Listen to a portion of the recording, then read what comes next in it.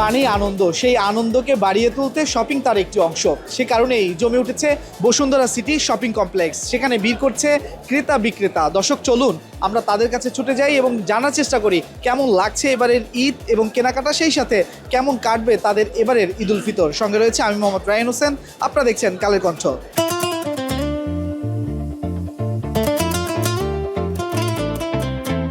বসুন্ধরা প্রিয়, কারণ বসুন্ধরায় সব কিছুই এক ফ্লোরের মধ্যে পাওয়া যায়, মানে একটা ব্লিংয়ের মধ্যে পাওয়া যায়, যেখানে আমি আমার আত্মীয় স্বজন নিয়ে আসলে সবার জন্যই শপিং করতে পারি, বাচ্চাদের জন্য করতে পারি, আমার ফ্যামিলি পার্সনদের জন্য করতে পারি, এবং সব কিছু মোটামুটি রিজনেবলের মধ্যে পাওয়া যায়। এই জন্যই আমার বসুন্ধরা খুব প্রিয়।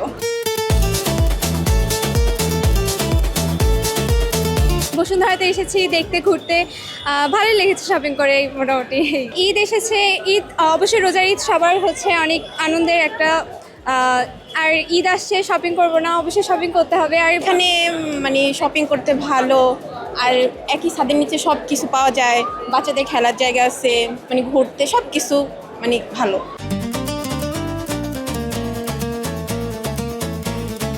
ঈদে তো জামা কাপড়ই কিনা হচ্ছে বেশিরভাগ। আমার অনেক মজা লাগছে, অনেক কিছু খেয়েছি।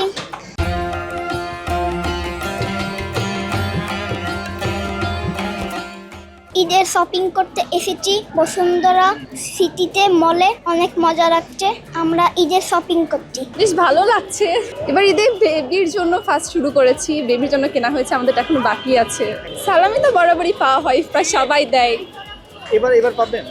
অবশ্যই পাবো, কেন পাবো না। আসলে বসুন্ধরা সিটি হচ্ছে স্বাদ এবং সাধ্যের মধ্যে, মধ্যবিত্ত থেকে উচ্চবিত্ত সবার ক্রয় ক্ষমতার মধ্যে একটা বাজেট ফ্রেন্ডলি একটা শপিং মল। বাংলাদেশের সবচেয়ে বড়, বৃহৎ এবং মানে খুব কমফোর্টেবল, চলাফেরা করতে খুব সুবিধা এবং খুব আরামদায়ক। সকল সর্বোপরি মিলিয়ে মানুষের সুবিধা সুন্দর, ম্যানেজমেন্ট খুব সুন্দর, ব্যবস্থাপনা খুব সুন্দর। জীবনসঙ্গীর জন্য শাড়ি কিনলাম, বাচ্চাদের জন্য জুতা কেনা হলো, এখন জামা কিনবো, তারপর লাস্ট সিরিয়ালে আমার আসলে আমি কিনবো ইনশাআল্লাহ।